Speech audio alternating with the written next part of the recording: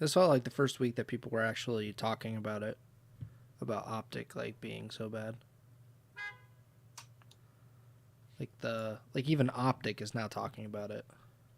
I guess, yeah. I mean, Hex called them the worst OpTic team of all time. Yeah. I mean, we'll definitely talk Yeah, about that, but like I thought that was a really interesting quote, and I also think just in general, like I don't know, I'll save it for later. yeah, There are a lot. I mean, literally, you can go back to the Karma 1v1 against fucking Fastball. Like, there have been moments where OpTic was very close to being very bad. yeah. It's not like this is just I think who said it completely though? out there. There's it was Pac-Man. I think his tweet I thought was pretty good. I'll put it in the. Okay, check the volume.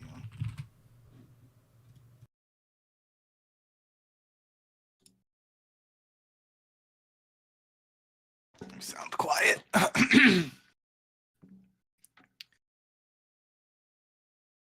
Test, test. Sounds good to me. Yeah, it's a little better.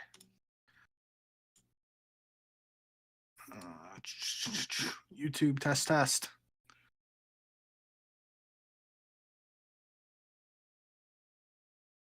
I didn't even get to the delay has the first test before the YouTube test. We're live, episode 159. Ego Chall Podcast breakdown last weekend's matches and preview and final week of qualifier. Join us on Twitch or YouTube. Bang.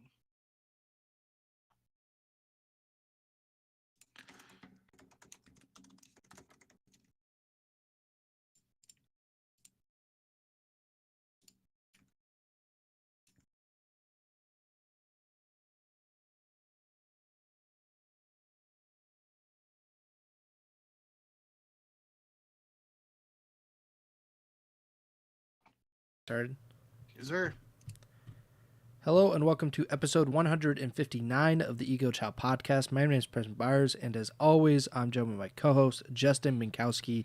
And on today's episode, we're probably going to talk a lot about OpTic, I would assume. OpTic Texas is kind of the talk of the CDL world at the moment, so I'm sure we'll talk about that. We have a lot to catching up to do because we didn't have an episode on Sunday.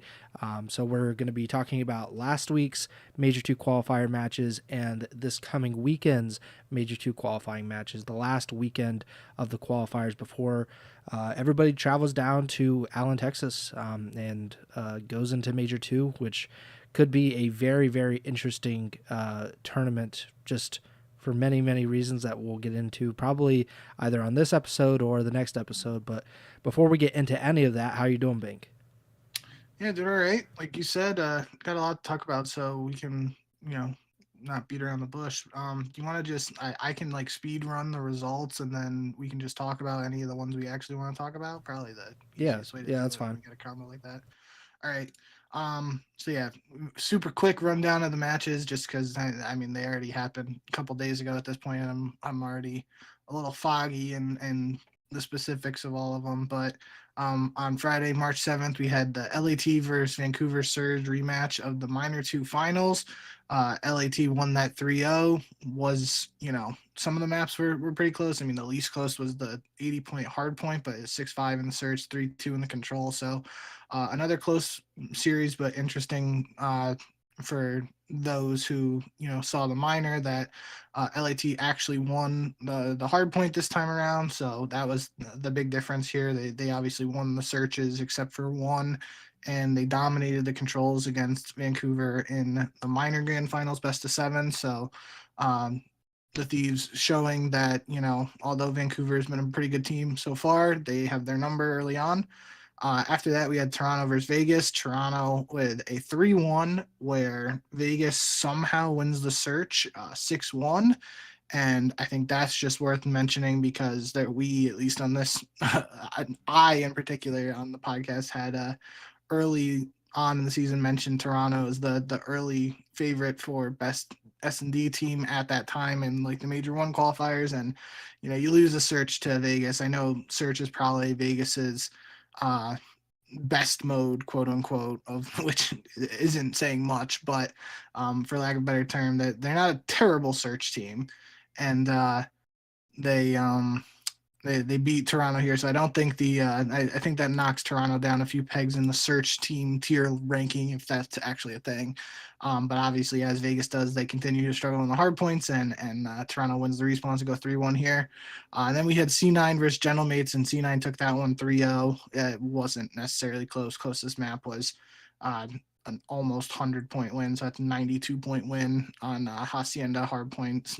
Somebody had a pop-off performance in all three maps. Sid 29 and 15 map 1, Kremp was 12 and 14 in map 2, and Attached went 25 and 10 in the map 3-0 control. So strong performance for Cloud9, definitely a difference than what we saw from them in the Major 1 qualifiers versus the Major 2 qualifiers so far, but big win for them there, most notably just because on the last episode we talked about Gentlemates potentially making a change. There wasn't an actual roster change. It was still the roster, Kismet, Lins, Priesta, and Lunars at this time, so we'll have to keep an eye out for that.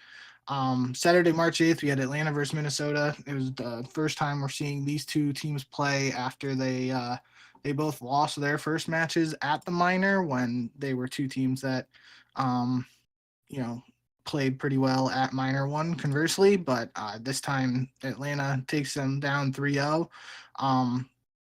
Pretty interesting series. The search wasn't necessarily close. Map 1 was a pretty highly contested hard point.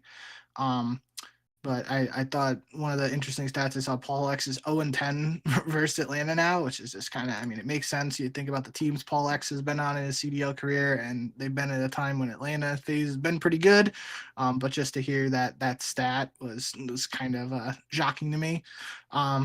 After that, Carolina versus Cloud9 was Carolina 3-1. I think this was a match that, just based on the way Cloud9 had been playing and Carolina kind of being a little bit of a roller coaster ride so far in the Major 2 cycle. This was one I had circled and was excited to watch, but literally this was the Gwyn show, especially in the hard points. He went 38 and 21, not once, but twice in both hard points. And C9 was able to take the control, but Carolina wins both hard points behind Gwyn, wins a search, is something that we have been wanting to see from Carolina with them playing well in search. And that gives them a big win over a Cloud9 team that seems to be playing at its best so far. So that's worth mentioning. And then after that, LAT versus Boston 3-0, not really surprising just based on the way both teams have been playing. And I think that was LAT's last match of the qualifiers for that week, and they have a 15-1 map count now during the Major 2 qualifiers, and their only map loss is the Vegas Falcons. So that's funny, and it's also funny in the sense of like they could literally not have lost a map in these qualifiers if they just didn't lose the Falcons, which is just weird that that's the team to take them down there, but is what it is. And then after that, the big match everyone was looking forward to, really on the Saturday at least, OpTic versus Miami. Could OpTic change around its fortunes? And the answer to that was a resounding no. Miami wins 3-0. OpTic still winless at this point, not even winning a map outside of their win against Falcons in the minor. The map 1 was a super strange map. It was 186 to 175. It came down to time very, very quickly, it felt like.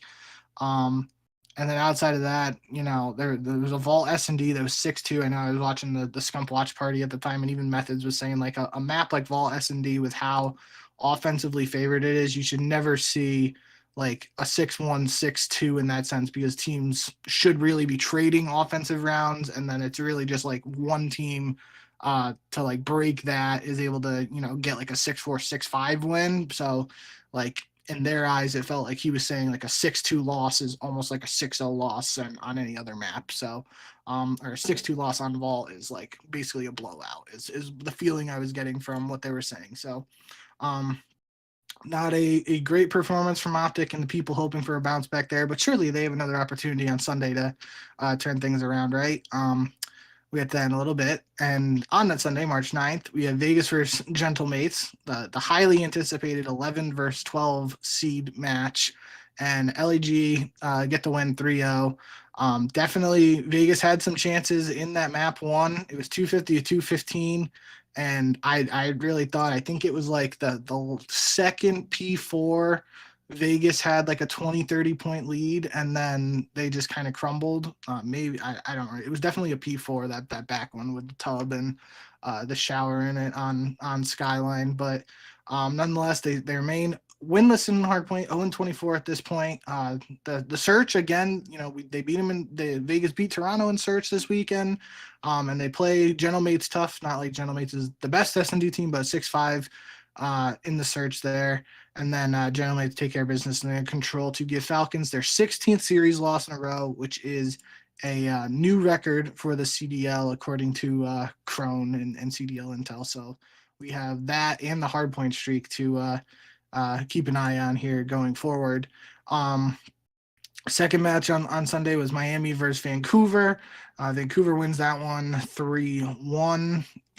Probably most people expected this result. Is a good bounce back for Vancouver after losing technically 2 series in a row because of the minor finals and their match against LA Thieves. But that's the first series the only series they've played, recently. So it is what it is in that sense. But they show what they're capable of once again with a 3-1 win over Miami.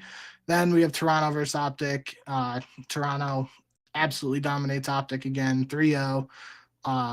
Joe DeCeves drops 48 in the map one hard point, and then set a Black Ops 6 series record, I assume, for the CDL with a 2.05 KD for the series. So just absolutely dominant performance out of Joe DeCeves. And OpTic 0-6 map count on the week, 0-2 series count, still winless in the major 2 qualifiers. Almost assuredly locked into a loser's bracket start at their home major. Yeah, so, and then final match of the past week was Atlanta versus Boston. We talked about this on the previous show. Atlanta had looked really strong against Boston.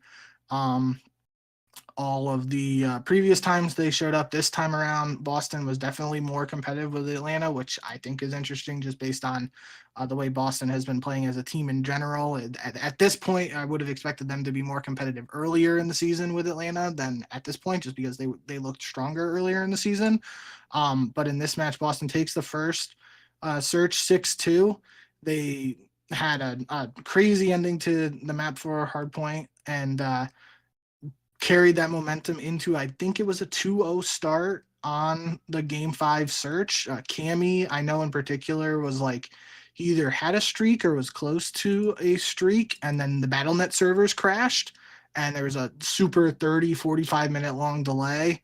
And that really, I mean, you don't want to make excuses, but like that feels like that definitely iced Boston's momentum. And like, especially if Cammy did have a streak, like, they red card isn't the best map for a streak, but it could have helped them out. And it felt like after that Atlanta just rebounded to close out the series for a 3-2 win.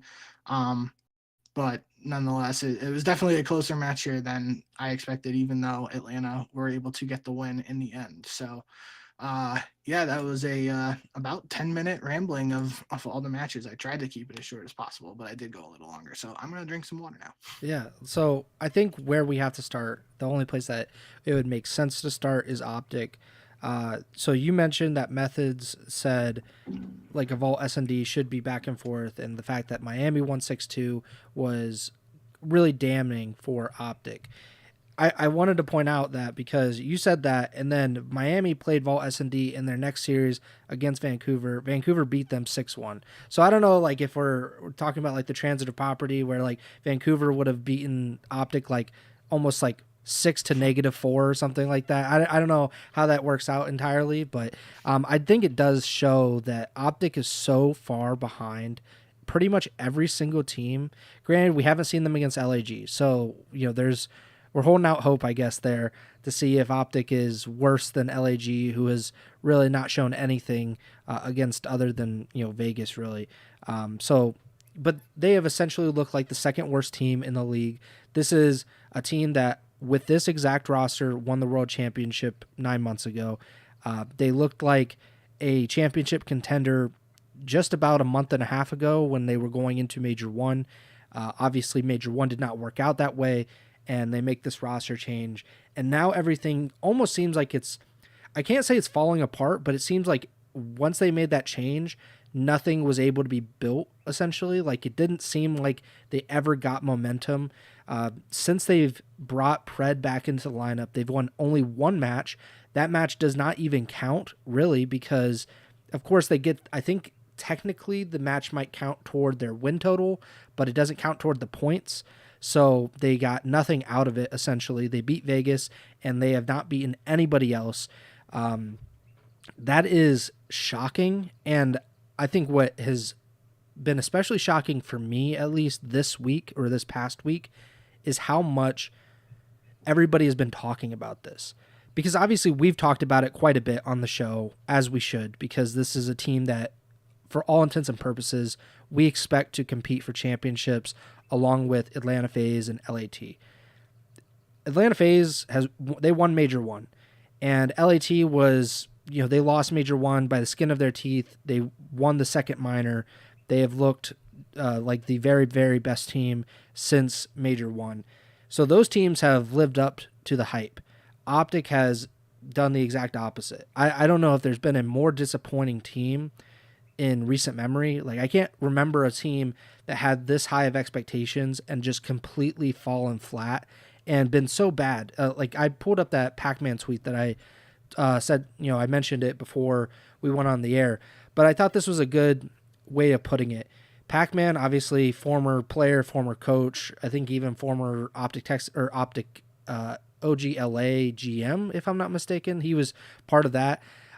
So he said, I've never seen a squad of good players not win maps. Slumping sucks horribly, but not taking a map is purely mental. Good luck to those guys. And I think that's really the point. It's like, if they were losing these matches, it's one thing to lose 3-2, which they did right before the last major last season, where they had that horrible streak. But I'm pretty sure they were just losing 3-1, 3-2 over and over and over again. So there's something there that you could kind of take as like, all right, you're doing something right. Now they look horrible. They look like literally the worst team aside from Vegas. And I don't know if there's any optimism to be had from these matches. I know we had Michael in the chat a little bit ago said, OpTic gonna smash everything come tourney, hopefully. I think that's the only, it's almost blind optimism or just like delusional optimism, I guess. That's the only way that you could look at OpTic in its current state and say they're going to go and do damage at Major 2. That's the only way you can look at it. And like you said, and I chimed in, they're locked into a loser bracket spot. So there is no buffer for, okay, they struggle in winners bracket round 1. Let's see if they get it together in losers round 1, or getting the lucky draw of lose in winners round 1, then you play Vegas in losers round 1, and then you are, all right, like, at least we got something out of this. They don't have any chance to play Vegas. So they're really going to have to play a team that probably, like, I again, like, maybe they are better than LAG, but I kind of doubt it. I don't know where to go from this. I don't know if you have thoughts on OpTic from this past week, because they only had one match last week, so you can kind of, convince yourself, okay, it's just one match. But this was two matches against, two teams that haven't looked incredible as of late, and they got smoked both times. Yeah, I think there's a lot we can really talk about, and I don't want it to seem like, there's obviously going to be those Greenwall supporters who are like, yeah, everybody's talking about OpTic and shit talking them, yada yada. And it's like, well, there's not, OpTic's the most popular team. It's no other way to phrase that. And it's like, LeBron goes through the same thing. I think we talked about the Stephen A stuff last time we were live. Like, there's just, they're always going to be a topic of conversation. And when they aren't playing well, it's going to seem like people are piling on them, but that's just the territory they are in with the popularity they've accrued over the years. Um, and in the sense of over the years, I kind of was talking to you about it right before we went live. Like there have been OpTic teams previously that have not played well, and I know there's the Hex quote that went around where he's like, you know, I'll just pull it up, and this is the most talented team we've ever had outside of the dynasty, but right now you're the worst team that OpTic has ever had. And the clip was really funny because like he says like you're the worst team, the worst OpTic team. He says it like 5 times, and Dashy and Formal are cracking up because it's like he's not saying it once, he's not saying it twice, like he kept on saying it. And I just think that like mentality of it, he even says like, or I think after that he says you're the worst team that OpTic's ever had right now, but you have the potential to be the best. And I do think that's like an interesting way to look at it because, you know, it would be really hard to compare this team to the dynasty in terms of like tournament wins just because of the eras and how many tournaments the dynasty played in versus this team. And like even if this team wins champs this year again, they would have more world championships than the dynasty team, but they would only have like 3 or 4 championships, and the dynasty team had double digits if my math in my head is, you know, correct. So it'd be an interesting topic of conversation, but I do think that's like got to be the mentality around it. Just based on everything we've been hearing, it really doesn't seem like they are of the mindset right now that they want to make a roster change. It feels like they really want to make it work with this team just because they know the potential is there, they know the talent is there, and they just got to figure out a way to put it all together. And it's interesting to think about it in that perspective that like, yeah, I mean, if they do put this together and end up winning a championship again, they could go from having one of the worst parts of the season ever in OpTic history to being one of the best teams in OpTic history ever. And on that note, one of the similarities, I know I mentioned some, you know, was the conversation around quote unquote worst OpTic team ever might be a little harsh because there have definitely been some moments over the years where OpTic haven't performed well. I mean, even like for that dynasty team, I know I mentioned it to you. They were like that one. It was in the IW season. I think it was CWL Atlanta. They were round 11 1v1 between Karma and Fastball on Panda Gaming away from a pretty subpar placing to start that IW season, but they you know, up. Karma. Say that? They would have broken up too. That's what they've always said since then. That was like the feeling in the community at that time. And you know, obviously like the champs in 2018 where they didn't even make it to part of the tournament where we were attending and fans were allowed there.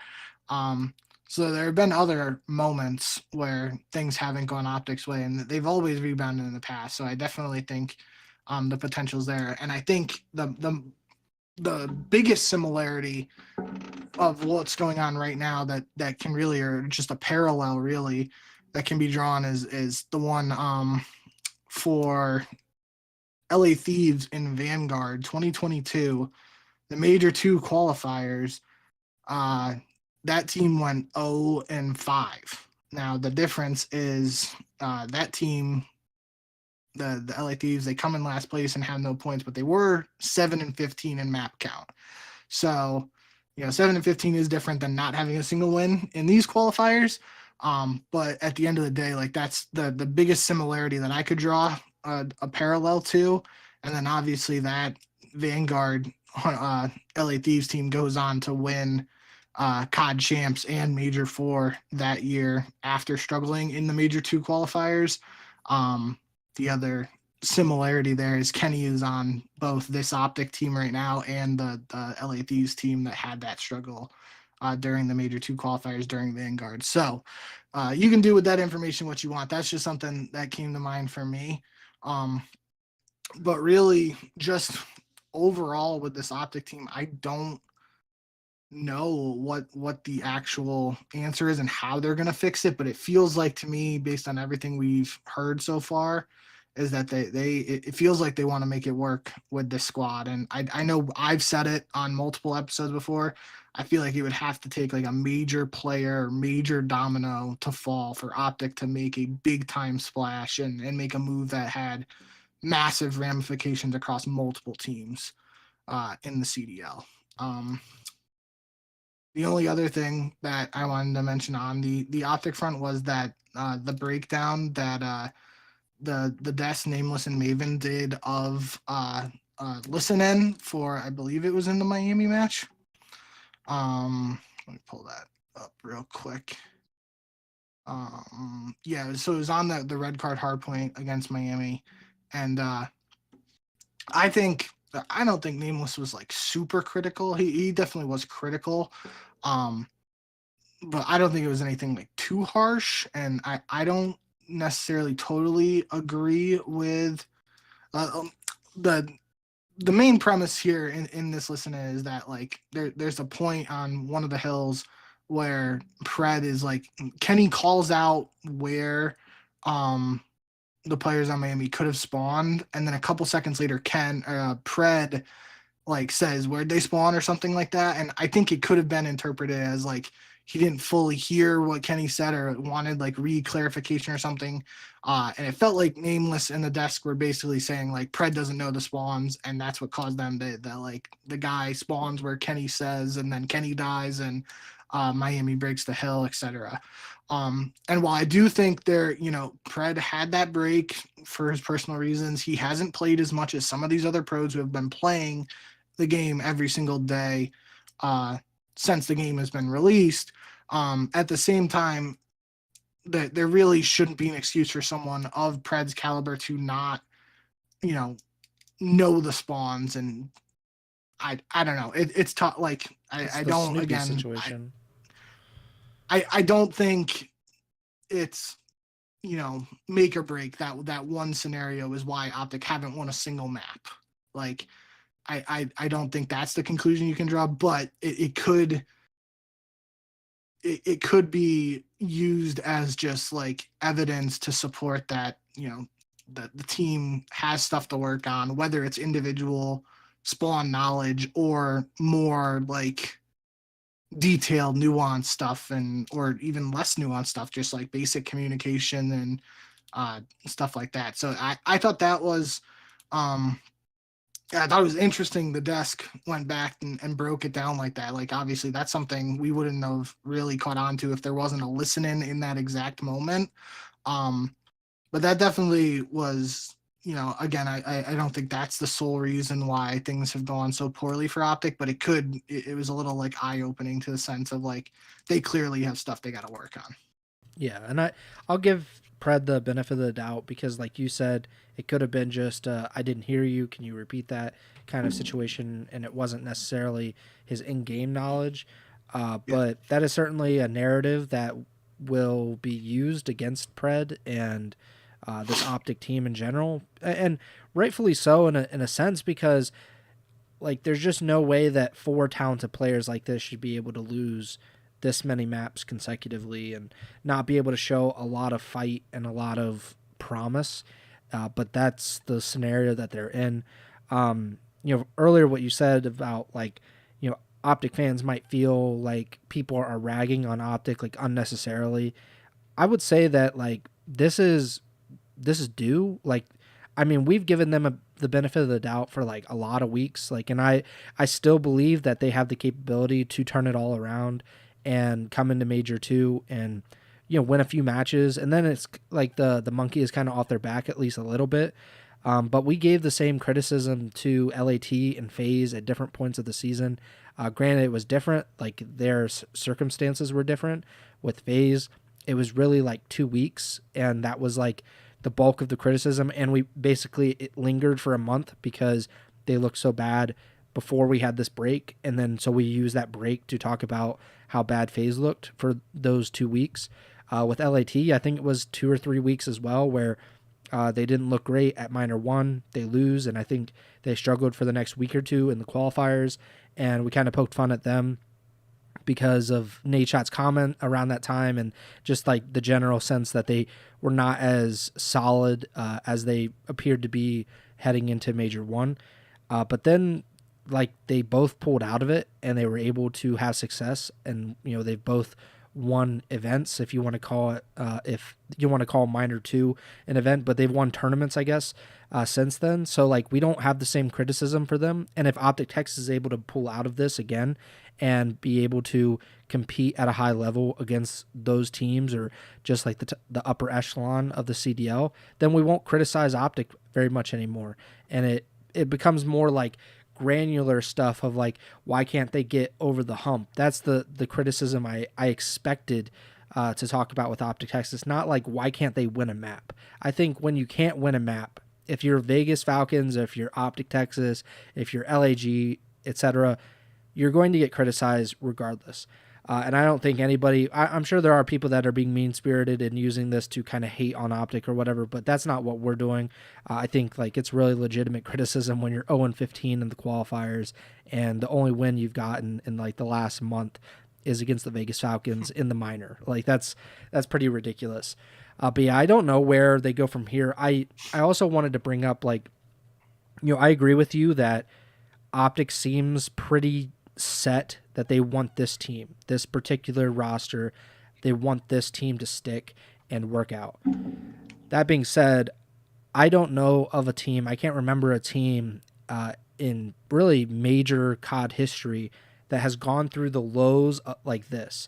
Like, so let's say they go 0-7 in these qualifiers, and let's say they go 0-21 in the qualifiers.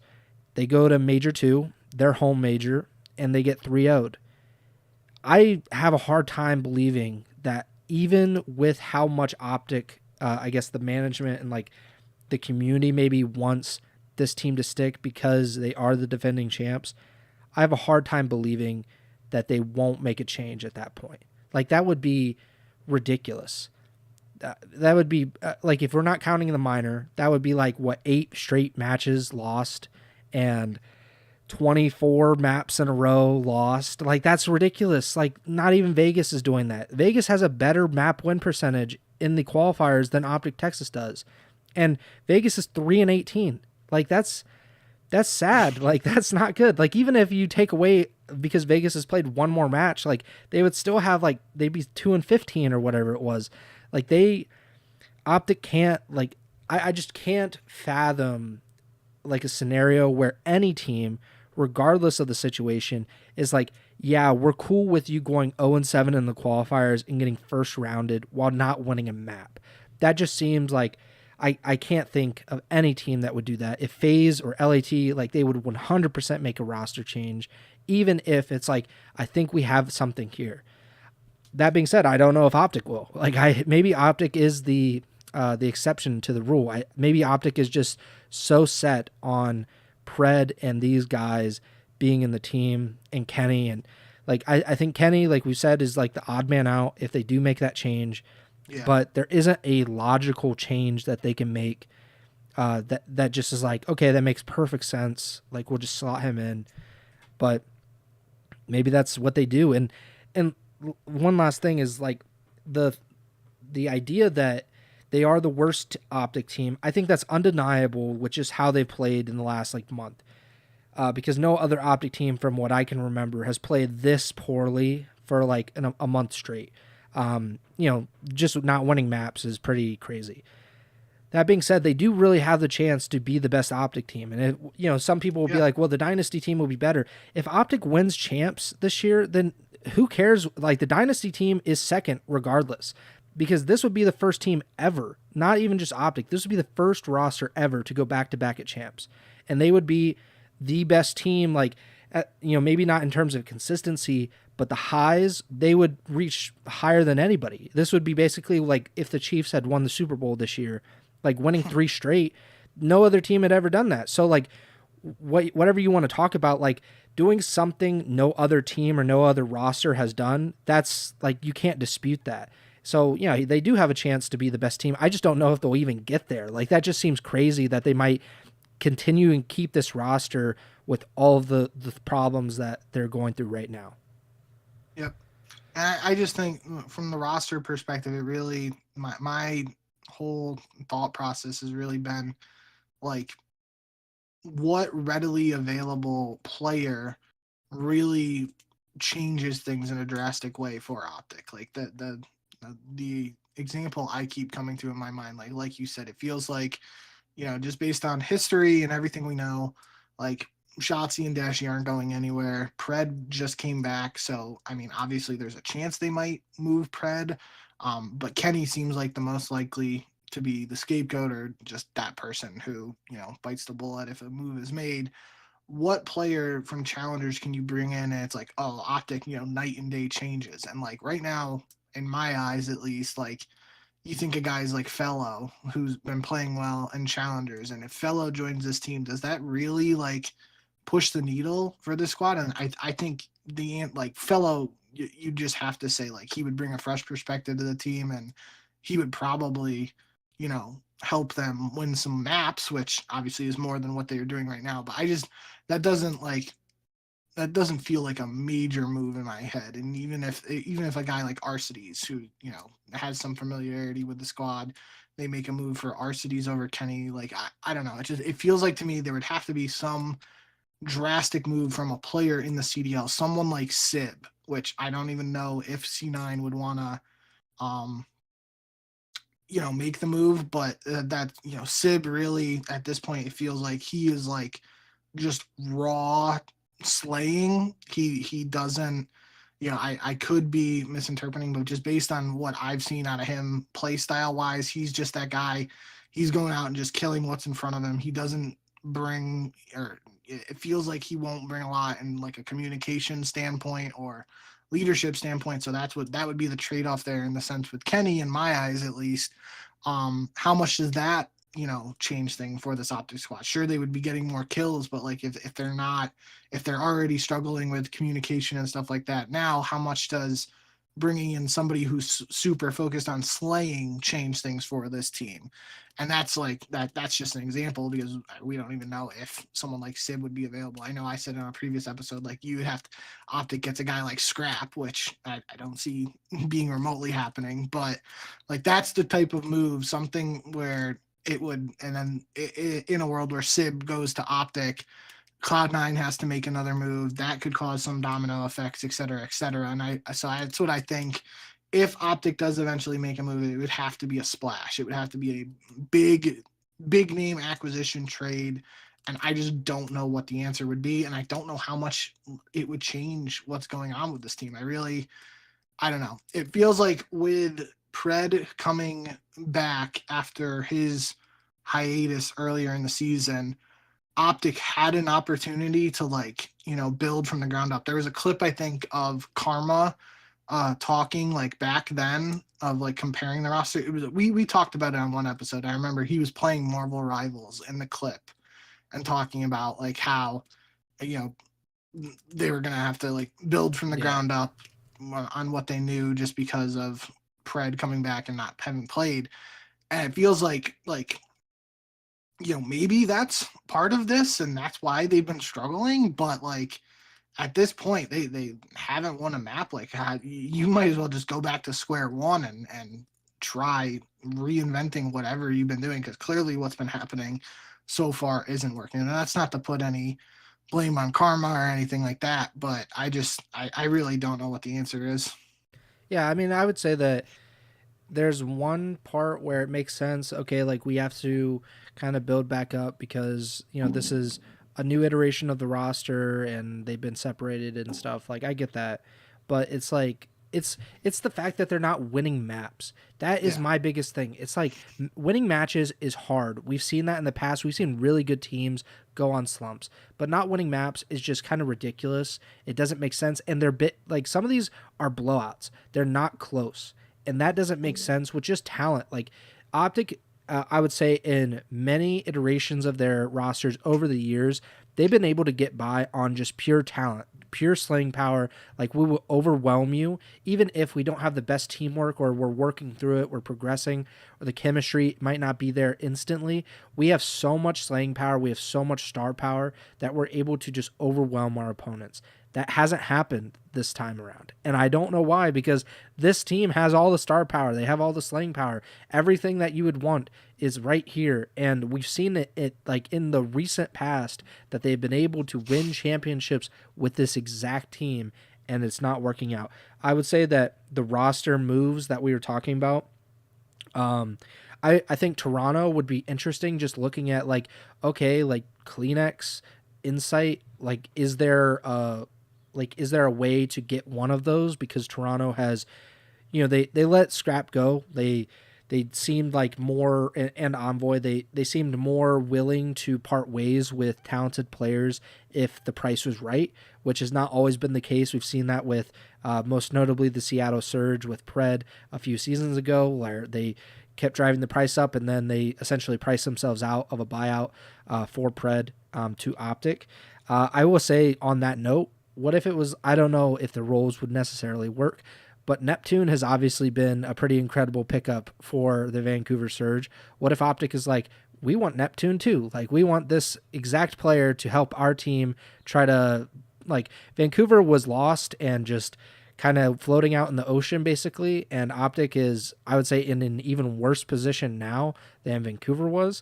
What if OpTic is like, hey, Surge, like, do you want to go round 2? You want to try to reach a buyout for Neptune, which would certainly be less money than what Pred was going for a few seasons ago.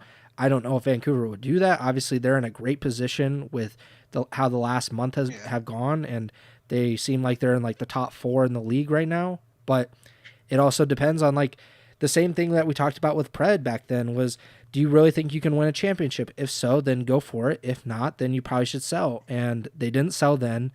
I would be interested to see if they would sell now. I tend to think not. But, it would be an interesting idea.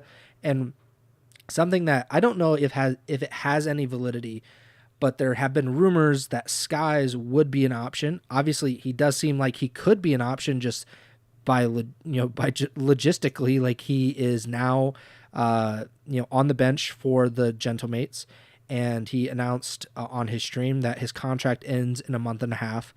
His contract would be terminated at that point. So his buyout, he said, would be pretty low because it would just be buying out whatever, a month and a half of his contract, and it would seem pretty simple. Like, if OpTic wanted to go that route, that's not a big splash, like you're saying. Like, that is certainly not something that would kind of like reinvigorate the OpTic fan base at all. It might help stabilize them, but I think they run into some of the same issues. I don't really know how roles would necessarily work either. I want to get your thoughts on that, whether Skies, would be like something for OpTic, or it would just be kind of kicking the can down the road, so to speak. No, I mean, it could be something in the sense of, like, he would join that conversation of like a readily available player, quote unquote, just because of the contract situation and everything like that. I just think in general, like, it's kind of wild to me. I know, don't get me wrong, I know Kenny has not played well and has statistically been a pretty poor player in this set of qualifiers. That nobody can debate that. I know Kenny even had a tweet at one point we mentioned where he acknowledges he's been playing poorly. But it's not like it's ancient history to the last time we saw Kenny like absolutely popping off. Like, obviously World War II was 7 years ago at this point now. That's, he comes back to the scene. That's I don't want to say that's his peak, because obviously then Vanguard, he wins the world championship, and I'd say that's his peak, just because that was an interesting season, because we talked a lot on the podcast that there was always the conversations around the role switching between Draza and Kenny at that point. Like, it felt like at some points Kenny was using a sub and popping off, and then Draza would pull out the sub and Kenny went to an AR and things didn't work out. And I think towards the end they went back to Kenny on a sub, and that's when they really started to pick up and improve from LAT's perspective at that point. But not it feels like people now, like, obviously I know, again, as we've broken it down from a roster perspective, Kenny being the quote unquote scapegoat or whatever, it is not ancient history since the last time we've seen Kenny be a star caliber player. Like, he's still really good. It's just obvious things aren't working out in the way they are right now.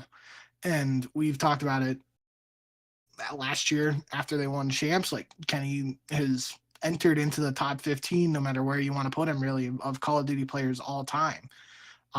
So like someone like Skies has a world championship, but how much really does that replacing that talent of what we know Kenny is capable of, how much does that really change things? I don't think it really makes a huge difference. I think maybe just based on the way they played, Skies would bring a little bit more in search and destroy.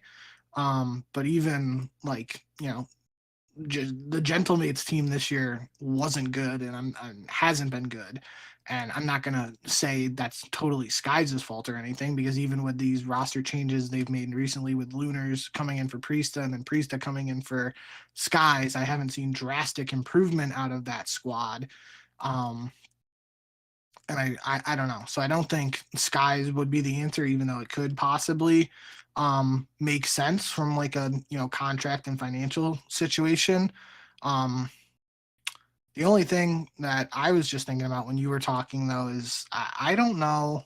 I feel like even 10 minutes ago when I just said like Shotzi and Dashi aren't going anywhere. If they really do go, 0 and whatever here, and they go winless in the qualifiers and in Major 2, like it might come down to not like, yeah, OpTic doesn't want to get rid of Shotzi or Dashi, but maybe Shotzi and Dashi want to leave OpTic. And that could be a major domino in that sense. And I don't remember how it all went down, but there was definitely the conversation and rumors in the community of like Shotzi potentially going to FaZe back before Scump retired. And then like Scump called them and said like, or Shotzi said like, if you come back, I'll come back or something like that. Then obviously there was the Dashi stuff, not too long ago with Rambo and everything. So as much as it seems like OpTic wouldn't move from Shotzi or Dashi, maybe those guys are just like, I gotta get out of here and do something different. I don't know. That would be crazy, and that would be a bombshell. But like, let's just say OpTic struggle here, and then Shotzi's like, yeah, I'm gonna leave, and I don't know what team would make a move for him, and that would be a major domino in a sense. But like, I'm not going to rule that out completely if the struggles continue. It's just another interesting thought, I guess. Yeah. The only problem is that there's only a few teams that seem like they're even eager to kind of spend the money that would would cost. And at the moment, like two of those teams, I think the 4 teams, maybe 5 if you can include Toronto. But obviously LAT wouldn't make that change at the moment. OpTic is one of those teams. Obviously, it wouldn't apply to them. And then there's FaZe, which I don't think they make that change at the moment. And then it's C9 and Toronto. And like, who knows? Like, I think C9 would be willing in terms of the money, because Jack seemed like, I'm willing to spend the money on Hydra. I'm willing to spend this money on like this championship level team. And if he can get Shotzi, I think that makes sense. Toronto, I think if they felt like they could win a championship, I think they might go all in, kind of like what LAT has done this season, where it's like, all right, like we know we can do it if we get this guy. It kind of depends on how that works out. I do think there's also the connection of Overactive and Splice, and obviously that was where Shotzi was before he got bought out by Envy, if I'm not mistaken. So that was a while ago, and there's probably not a lot of crossovers anymore. But it would seem, like at least Toronto has shown in the past that they do have like the capability to compete for championships. They've been to a few grand finals of champs. So, that's what I'm thinking about. But in season, it would just be really difficult. But yeah, that is something that we haven't really talked about. That they, maybe at least if one of them says, hey, I'm not feeling it anymore. Like, I feel like we got to make a change. That could just be a domino effect within the team. That, who knows where that leads. And just sorry, go ahead. No, you're good. I was saying, like with the dynasty, like the way that whole situation broke down, that felt like it was more like out of game stuff crossing in with the in game struggles to a sense, but like that trade of Formal to Luminosity for Octane like that's it. I don't remember exactly how I felt at that time about Formal's place in OpTic, but it wouldn't surprise me if other people, not even myself, were like, yeah, Formal isn't going anywhere if the Dynasty team makes a move, right? And it's like there could be similarities there where just because of the success of that roster, the success of this current roster, it feels like there are players that wouldn't be moved, but that's an example of like, you know, they moved one of the best FBS players in the world and Yeah. made a trade, which trades don't ever happen in Call of Duty esports, especially player for player trades like that. Um, so I don't there is, you know, an example of it happening in the past. Again, I don't know how likely any move is at this point with this team, but we're gonna have to see.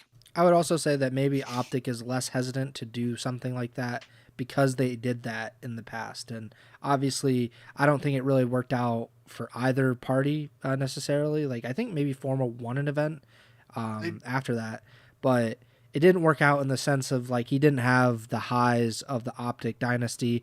Obviously, OpTic did not because that was the year that they got top 32 at champs.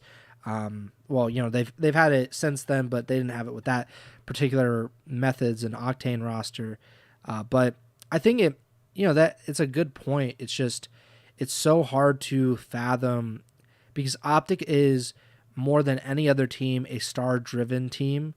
They're the most popular team by themselves, but they make stars, and then those players basically have that residual star power as a result of that. Where Shotzi, like he's going to be a bigger star at like the rest of his career, whether he's an OpTic or not, because he was an OpTic, if that makes sure. sense.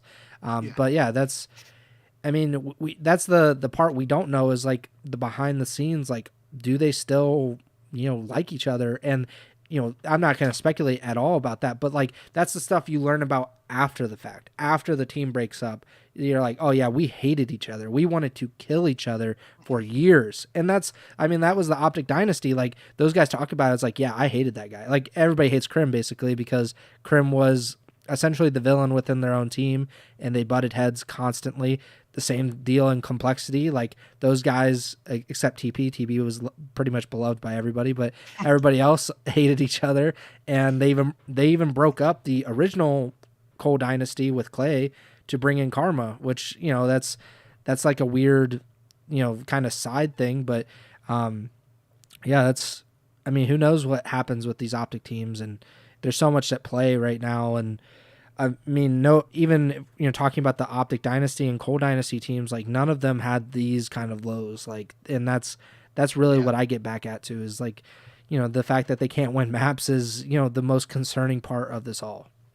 And I do think there was a clip. I think it was the clip where they were like calling Krim. The current team was calling Krim like a Stephen A. Smith or ESPN analyst or whatever. And Kenny like made like a joke like everybody thinks we hate each other.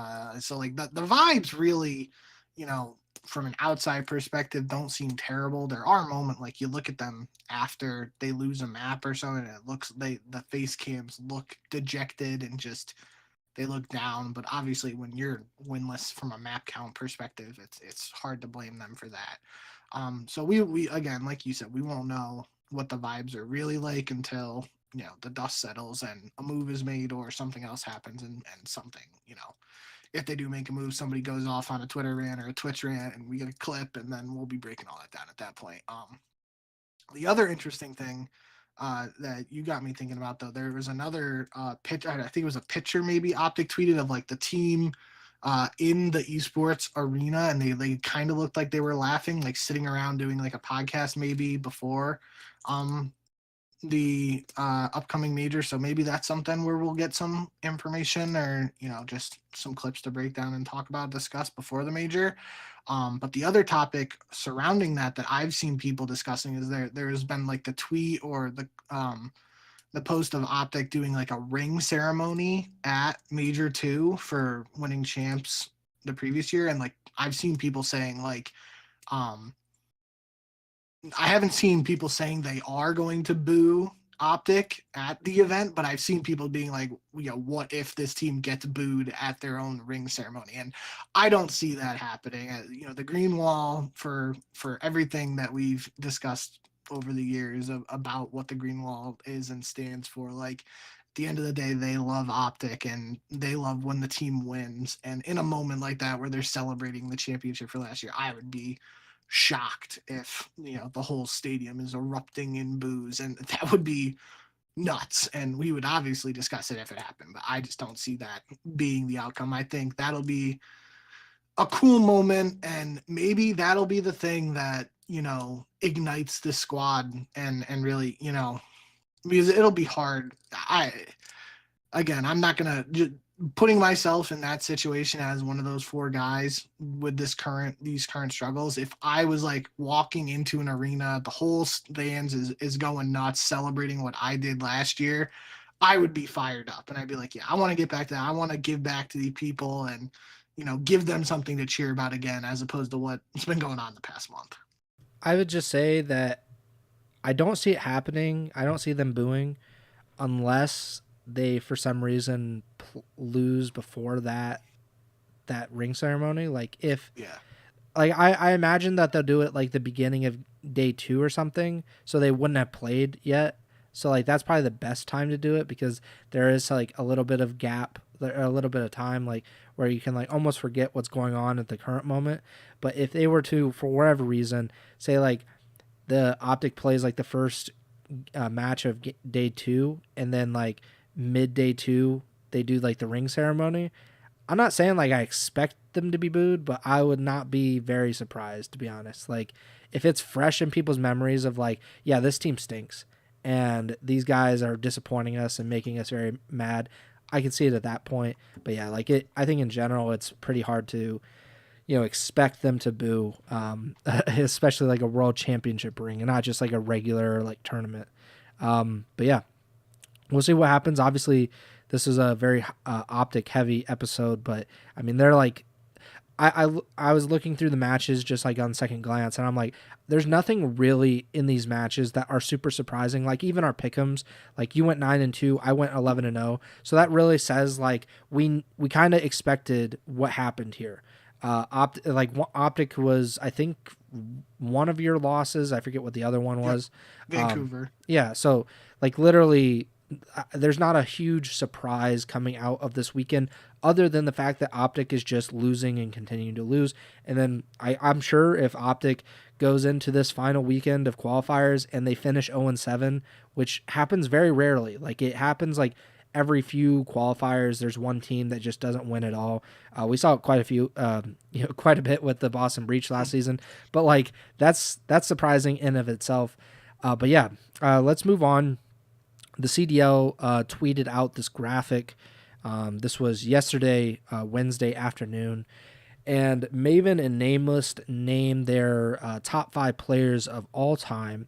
So they both had the exact same players on these top 5s, but in different orders. Maven had Krim at 1, Simp at 2, Scump at 3, Karma at 4, and Clay at 5. And then Nameless, again, same exact players, but he had Simp at 1, Krim at 2, Karma at 3, Clay at 4, Scump at 5. I think it's not a bad list either way. Like, I think there's always going to be disagreement with these very subjective lists, especially across eras. Like Simp and Abizi are very hard players to rank. I even talked to Simp like a year ago or so about this exact topic. And, he said he said what everybody else says, like, yeah, we don't play as many events. But like, we've been very good, obviously. Like they've won 2 championships and 2 world championships, quite a few majors. The home series events, however you want to rank or, put those in the history books. And then there's the kind of like the second or third tier LAN events that teams used to go to, like something like PAX East or something like that, or the PAX Invitational, which was like a very small event where not everybody could go. A full sale event, again, is like it was like an 8-team invitational. UGC Niagara, which I don't think every big team didn't go to that tournament, if I'm not mistaken. But there's like these different events in Call of Duty history there where like, what do they mean essentially? And I think there's a healthy debate about how to rank Crimsix, like winning 40 events versus Simp, who's won like 12 or 13. I think I don't know the exact number, but it's like it's a fraction of it. But Simp has obviously, like, to me, Simp is like in the top 5. Like, I don't care what you say. Like, there's very few players that have ever been as talented at Call of Duty as Simp is.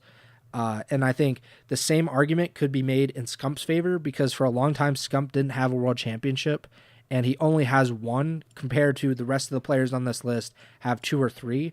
So like if you compare him to the other players on the list, he's at a disadvantage, but he's also one of, if not the most talented player in Call of Duty history. So like him and Scump and Simp are kind of in the same boat in that category. And then you look at Crim, Karma, and Clay. Those are 3-time world champions. Nobody else has done it. Like, just, Karma used to be like the undisputed GOAT, but then Crim won 3, and then Clay won 3. And then it comes into like, okay, like, who are you going to kind of lean in favor of, especially when they all played together at one time? They all won championships together. Karma and Crim played with each other forever, basically. I think these top 5 are, you could dispute them, of course. If you want to look and you want to say, well, where's Abizi? Because Abizi and Simp have won basically everything together. I think that's a really good argument. Formal, someone we just mentioned on this pod, you said he's one of the greatest FPS players ever, and he is. There's no debate about that. And he might be he is certainly one of the most talented players. You could say he's the most talented player in Call of Duty history. I think even a player like Octane, who does not have the accolades, I get that. But in terms of skill, he was always considered to be like one of the best players year in and year out. He's not going to make like top 5 because that's just how things go, but certainly up there. Kenny, even though he is at his lowest, I would say in terms of stock, he has the chance to become a 3-time world champion if he wins another, just the same as Abizi and Simp. And Celium is he's not a 3-time world champion or anytime soon, but he is certainly one of the very best players that has ever played Call of Duty as well. So there's a lot of different names that you could bandy about, I guess. But what do you think of Nameless and Maven's lists here?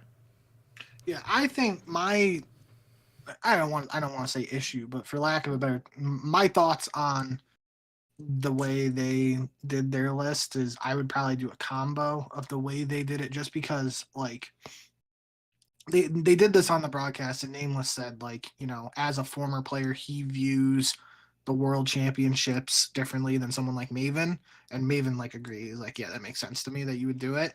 But if you are going to put Scump at 5 because he doesn't have the same number of world championships as those other guys like Crim, Karma, and Clay, then how can you put Simp at 1 when his career isn't over and he doesn't have as many world championships as those other 3 guys below him? So that seems a little contradictory to me. At the same point, like, I just feel like I don't know. I think very highly of Simp. I don't think I could put him at 1 or 2 yet, just because his career's not done. I think he has a lot more winning to do, and it's very possible he gets to 1 before it's all said and done.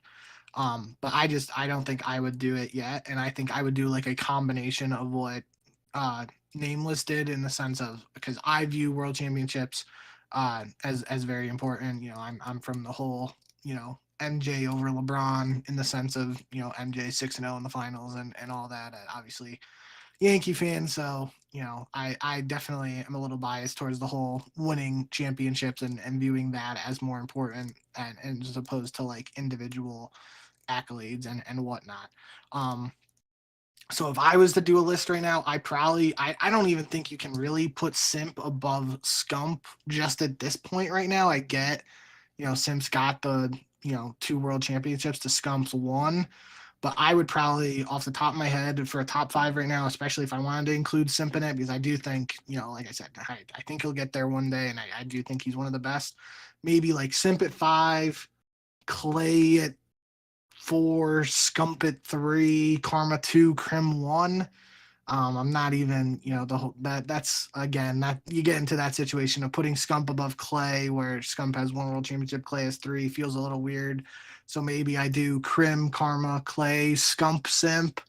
I don't know. I just think it's all subjective at the end of the day, and it's definitely, um, up for debate. That's the whole point with all this stuff. I think that's the biggest thing I took away from seeing this list and the reaction. I do think the one thing I saw, I don't have the exact tweet and I don't remember who said it. But I think I saw multiple people, maybe it was like on Breaking Point or something, but like um obviously with those players it's hard to include a Beasy in the top 5, but the sentiment around like just because of the success Simp and Beasy have had together and the accolades are so comparable because they've done it together for their entire career, it's very hard on any list to have Simp and Beasy like so separated. Like in a world where you put Simp 1 and then let's just say you put a Beasy 10, like that would be strange to me and it wouldn't make a ton of sense. Then it's just like, I guess Simp has the season MVPs that, maybe that pushes him ahead of a Beasy, but is that what's making up the difference when they have the same number of world championships, same number of championships? So I don't know. That was the only other thing that I saw people talking about.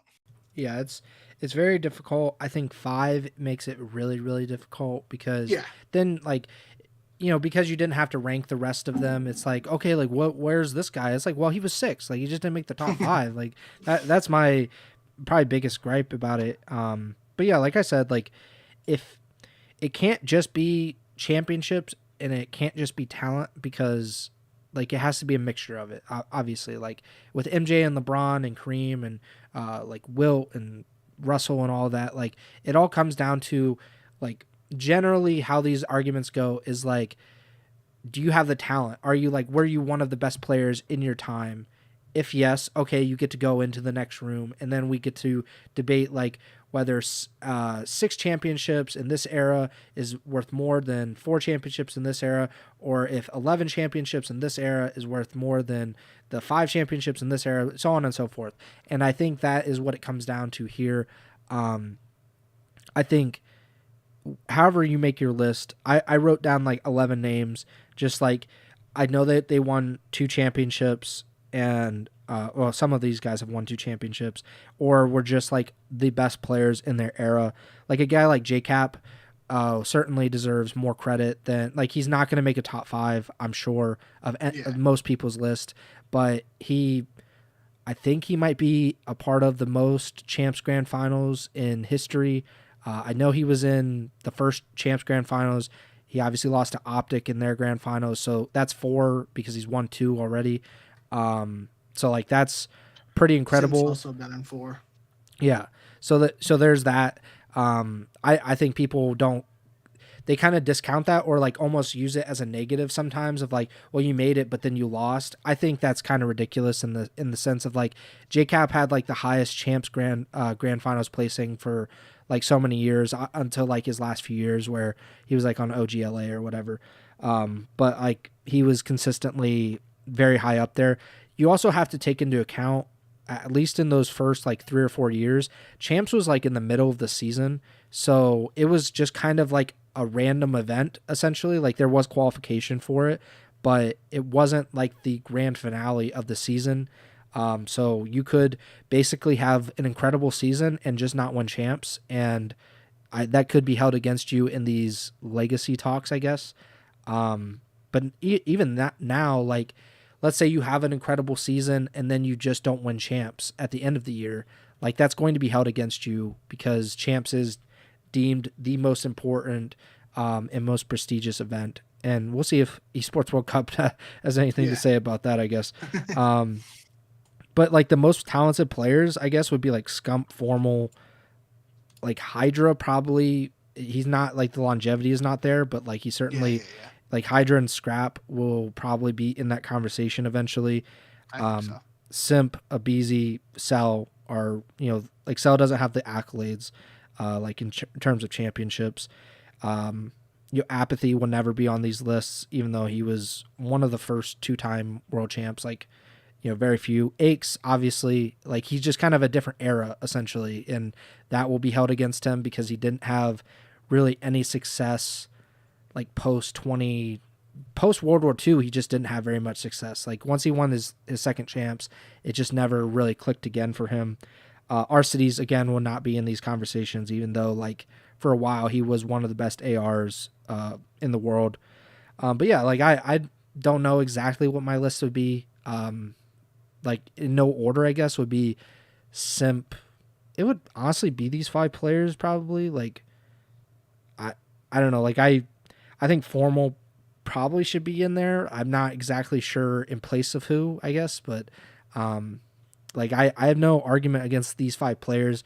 However you list them is just like that's whatever. Like that's impossible. Like if you asked anybody to name the top 5 NBA players, like I'm sure they have the 5 players like in general, but the exact order is going to be up for debate. But yeah, I think this is an interesting topic. I think we did talk about this at some point, like over the off season or something, or maybe it when we did the whole we dedicated an episode to it. It was after the fact of champs when we realized like, damn, Shotzi and Kenny both have 2 champs now. Like, where do they sit in the all-time conversation? And we broke it down. Yeah, and I guess Shotzi, and I did write Kenny down on my list. I just didn't say him, but those guys like certainly have an argument. Dashy, in terms of skill, like he would be up there just like any modern player, I guess.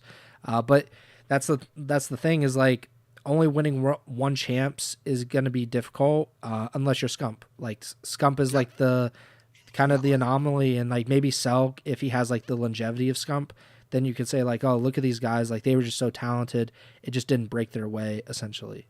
But yeah, that would be my argument for it. But that's debate however you want about it, I guess. Let's get into these predictions. Obviously, like I mentioned a little bit ago, I went 11-0 on these past week's matches. You went 9-2, so you're 75-39 on the season. I'm 70-44, and this is the final week of the Major 2 qualifiers. Next week, all the teams are going down to Texas. Those that aren't already in Texas, I guess, and they'll be competing at Major 2. Friday, March 14th is the first day of the final week of qualifiers. Vancouver versus Toronto starting us off. I'll go with the Vancouver Surge, but this is a pretty interesting matchup just to see where the Ultra are in comparison to the Surge, who have been really, really good as of late. We saw this in the minor, and I believe it was the semifinals to get to the finals. I believe so. Sure. Yeah, Vancouver 3-0'd them. So I'm taking Vancouver here, but I am excited for this match, just especially, Toronto had a good week this past week. All things considered, it was against Vegas and OpTic. So you can, say what you want about that, but, end of the day, I think this should be a good matchup. I still think Vancouver is the better team at this point, though, and Vancouver should come out on top. But, Joe Deceives is dropping 48 kills again. Toronto might find a way to win. LAT versus OpTic, going with LAT. Yep, I'll take LAT. This should be one that even if OpTic were playing much, much, much, much, much better than they are currently, you're still probably favoring LAT because, like you said, almost an hour ago at this point, they are 15-1 map count in this qualifiers. They have looked very strong. So this is a match I expect Nadeshot to be very happy with the outcome of, but it's also an opportunity, if OpTic has some good practice and they majorly turn things around, if they somehow found a way to win this, that could completely change their entire season. Yeah, for sure. Carolina versus Miami, the last match on Friday. Gonna go with Carolina. Yep, I'll take Carolina too. Saturday, March 15th, Miami versus Boston. I'll go with Miami. I'm kind of doubting my Breach boys, but they've had close matches, so maybe they can pull this one out. I'm just not fully expecting them to do that. Yeah, I was expecting you to go Boston. And I don't really want to pick Boston, but just the way Boston played in that last match against Atlanta kind of like, gave me some thought in the back of my mind, especially, Cammy hasn't played very well individually, but he kind of played pretty well towards the end of that series, and especially before the reset in the map 5. So I'll take Boston here. Don't like the pick, but I want to make sure we got some differences. LAT versus Minnesota. Gonna go with LAT, but I think this is a pretty good matchup for Minnesota. Yeah, we said this the last time LAT and Minnesota played in the Major 1 qualifiers. I think it was the second week because Minnesota was like 2-0 playing LA Thieves, and it was like we were interested to see how they were going to match up, and then LAT won it. I think this has the potential to be a closer match than some people might expect, but just based on the way LAT's playing, they can't pick against them. Vegas versus Carolina. Yep. LAG versus Atlanta. I'll take Atlanta.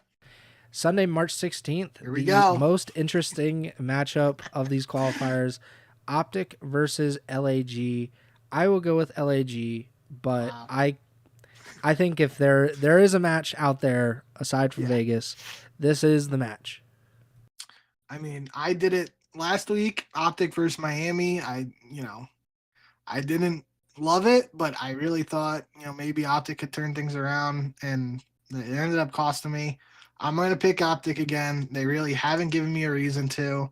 But again, kind of like I said, we were talking about skies. Like the Gentlemate squad, it just hasn't really seemed to turn a corner with any of its recent moves. So this is another opportunity for OpTic to try and bounce back. And I think they're going to want to do everything they can to avoid that, 0-7, 0-21 map count if they get 3-0'd by the Thieves. So I don't love it, but I'll take OpTic here. Minnesota versus Vancouver. Going to go with Vancouver. Yeah, again, similar to tough week for Minnesota, really. You got to play LAT and Vancouver, the two teams that were in the minor finals. But it's a good test for the Minnesota squad. We've seen them play top teams very tough all season long.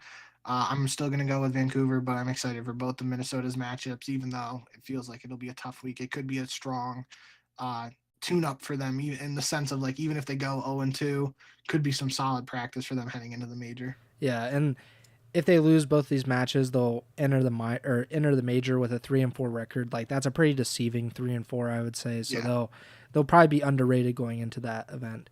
Definitely. And then the last match of the qualifiers and of the weekend, C9 versus Atlanta. I'm interested to see how C9 actually plays because they've been playing really well as of late. But obviously this is a cross-country matchup, and we've talked about so much about C9 and online and everything. And Atlanta is also just a really good team. So I'll go with Atlanta, but I'm very interested. Yeah, and that was, we kind of, I don't want to say skipped over it, but when I was doing my breakdown of the matches from this past week, we did see C9 play Carolina, and Carolina won that match 3-1. Similar situation there for cross-country battle in terms of location. And I don't think it necessarily felt like there was like server cheese or anything going on, but Gwen just played really well in that series. So if it's going to be like, even playing field from a server standpoint, you got to give the edge to Atlanta. And even if there is some server stuff going on, you still think Atlanta's the better team. They just might get, might lose some more gunfights than they normally do. But we'll have to wait and see. I think Atlanta should win. Atlanta's the better team, but just the way Cloud9's been playing, plus if they get some, a favorable server or something like that, maybe they make something happen. But this should be a interesting way to end the qualifiers nonetheless. Still think Atlanta will win. Yeah, and really the biggest thing for right now is C9. The only good team they've beaten in these qualifiers is Toronto, and whether you want to say they're good or not is depending on the week, I guess, with Toronto. But they beat Boston, they beat Vegas, and beat LAG otherwise, and then they lost to Carolina and Vancouver. So, like, they lost to two good teams. They beat three pretty bad teams, or, Boston, you could say just, like, kind of mediocre or whatever. And then Toronto is kind of hit or miss by themselves. And I believe that there was some debate about the online stuff in that match in particular. So, like, who knows exactly what to expect. But either way, like, C9 has gotten themselves into a position where they're locked into the winner's bracket of Major 2, regardless of what happens this weekend, which is not the case in Major 1. Like, I think they went 2-5 or 1-6 in those qualifiers. So certainly a better spot to be in for C9. But yeah, we'll talk about all of these matches on Sunday's pod. That is Sunday, March 16th. So we'll be back to kind of a normal schedule as far as I know. We'll, obviously if we don't have a podcast, we don't have a podcast, but we're fully expecting to be back on the 2 days per week schedule from here on out, Sundays and Wednesdays for the live shows, Mondays and Thursdays for when the podcast goes into your feed. Make sure to like, subscribe, or follow the podcast wherever you're listening or watching on Apple Podcasts, Spotify, Amazon Music, and you can also watch the live show and watch the VODs on YouTube. Just search up Ego Chall Podcast on YouTube. You can also watch live on Twitch, twitch.tv/Ego Chall Podcast. While you're on Twitch, you can also go over to JBINKK. That's Bink's Twitch channel, and I don't know if he's had the streak, if that died at all, but we're almost approaching 64 later today. Yeah, so I was about to say 2 months, but we're a little over 2 months, I guess, consecutively streaming. So you can go follow Bink on Twitch. You can follow us on Twitter as well, at JBink with 2Ks, at Pres Byers. The podcast tour is at Ego Chall Podcast. And again, next show will be on March 16th, and we should be back to our normal schedule. And that does it for me. Bink, take it away. Yeah, thank you guys as always for all the support. It was a bit of a longer show because we didn't have the show past Sunday, but pretty good breakdown, I guess. Very long OpTic segment there. So if you are an OpTic unapologist or just someone who doesn't like any negativity, I think for the most part we were very fair and just giving our honest thoughts on the OpTic situation, but I wouldn't be surprised if some OpTic fans thought we were hating in some regards. But regardless of that, I think that was a good segment. And, at the end of the day, it is what it is. But if you have any thoughts on anything we've said or anything like that, let us know. Obviously, Preston shouted him out earlier, but we had Michael Manila in the YouTube chat today. So shout out, Michael. Thanks for supporting the live stream. And we'll be back on Sunday. Matches tomorrow already. So final online qualifiers before Major 2, and then we'll break down that. We'll have the bracket and everything, and then we'll have a preview show next week. And we're back on land in literally 7 days. It'll be 3 hours. It usually starts around 1 or 2 Eastern on that Thursday, I feel. So it's almost exactly a week from when we'll be watching some LAN Call of Duty again. So exciting times ahead. Hope you guys are tuning in to those matches and able to tune in to us, whether it's live or just in VOD form. You got any thoughts or anything like that, let us know. But other than that, thank you for the support. And remember to send the chow.